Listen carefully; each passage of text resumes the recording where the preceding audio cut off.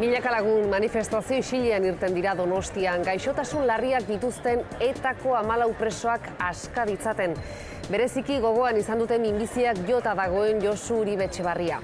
Politika, gizarte, kirol eta kultur arloko hainbat eragilek eman diote babesa. Gabon, ongi etorri, irailaren 1 honek prezioen igoera ere ekarri digu. Bezorokorra, 18tik 21 igo dute. Familia bakoitzak urtean 400 gora euro gehiago gastatuko du. Herritarrak haserre daude poltsikoaren zuloa gero eta handiagoa delako. Eta saltzaileak ere kezkatuta gutxiago salduko dutelakoan.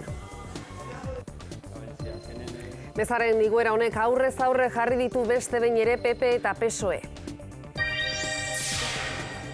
Igoera ezinbestekoa zela defendatu du Mariano Rajoyk eta albezain laster zergak jetxiko dituela esan du.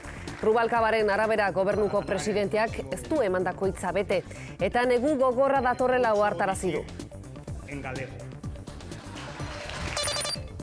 Larri jarraitzen du Bakion labankatutako 18 urteko neskak, 17 urteko mutilak ere ospitalean jarraitzen du. Goizaldean, inguruko auzo bateko jaitik bueltan zirela eraso dio bikoteari gizonezko batek. Egonkortuta dago Malagako sutea eta ebakuatutako milaka bizilagunak etxera itzuli dira. Baina garrak itzalita ikaragarrizkoak dira ondorioak, 2000 hektarea berde errauts bilakatuta.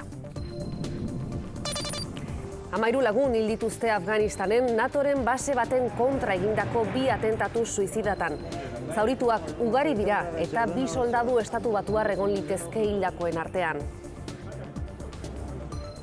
Ana, Gabon. Kaixo, Gabon. Osasunari arratsaldea gaizki joan zaio. Oso gaizki esango nukenik. Talde nafarrak 2 eta huts galdu du Zelta Igo Berriaren zelaian. Hori horrela osasunak punturik bildu gabe segitzen du 3 jardunaldi jokatu eta gero.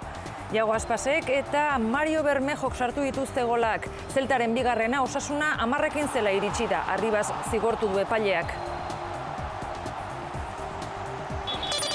Joaquim Purito Rodríguez Espainiako itzuliko liderra are liderrago jarri da. Hankarez gainean erakustaldia eman da, 5 segundo atera dizkio kontadorri, 13 Valverderi eta 38 Fromi. Gaur egun, abian da.